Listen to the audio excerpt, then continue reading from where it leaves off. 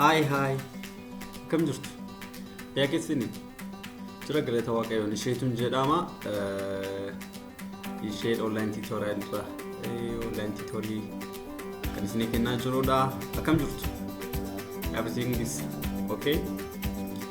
So har'a yaada tokkoon isin qabadhee yaadde innis maalidha? Baroota online gadhiifaman kana sirriitti ilaaltanii hubattanii wantoota achirratti fooyya'uu qaban yaadota keessanis akkasuma immoo bifa kanaan sudeemtee illee bu'aa qabeessa taasista kan jedhamu jiraate wantoota akkasii akkanaaf qoodanii barbaada. I'm sure you have the idea yaada hin qabaatan jedhee yaada. Kanaaf yaada isin qabdas immoo anaan jabeessa na cimsa gatii yaadota keessa isin barbaada.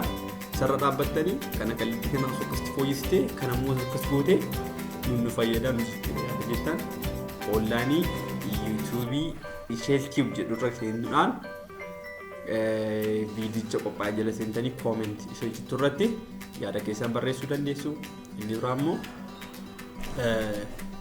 wantoota asii gadhiifamu kana dursee akkasiin qaqqabuuf subscribe gochuun dagatina kan notification kennitu notification gaafa kennitan jalqaba akkuma viidiyoon gadhiifameen notify isiniif godhuu kan immoo yaadan isinitti agarsiisa jechuudha. Wantichi dawwii milikkitoo kan immoo mallattoo bilbila ishee gara jalaa subscribe kan jettu kan jedhu sana ishee tuquudhaan ol kan jedhu godhachuu dandeessu jechuudha.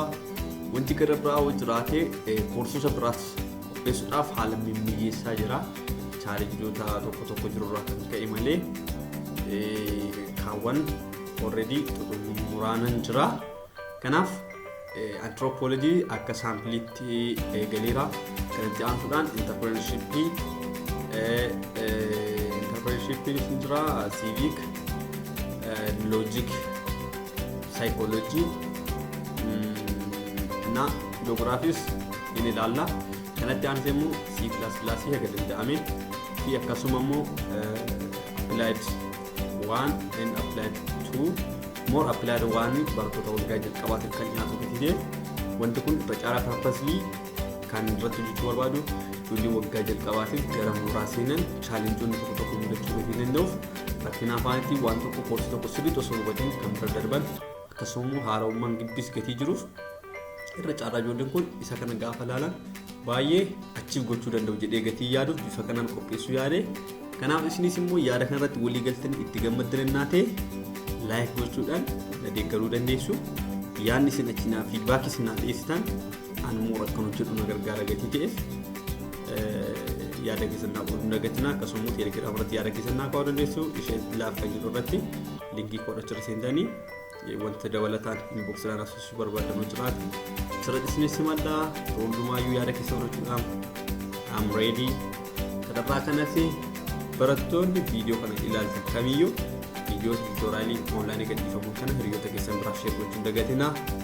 Sababni isaa yeroo baay'ee online irratti afaan Oromootiin baratamu baay'inaan hojjetamaa jiru.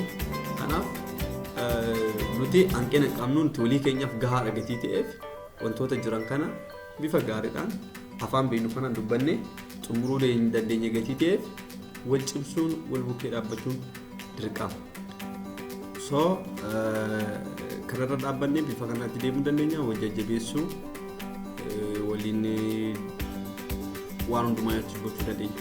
Caalaan jiruma keenya cimooni garuu sababoota afaan irraa kan ka'e fi haarommaan yookaan immoo freshman gibbiidhaa gatiitti ulfaatuuf yookaan immoo jalqaba gara mooraa gatii dhufaniif wantoota chaalenjiiwwan garaagaraa mudachuu danda'u. Kanarraa kan ka'e barattoonni baay'ee hojjechuu danda'an yeroo sanii gammis godhaniitti dhaga'ama.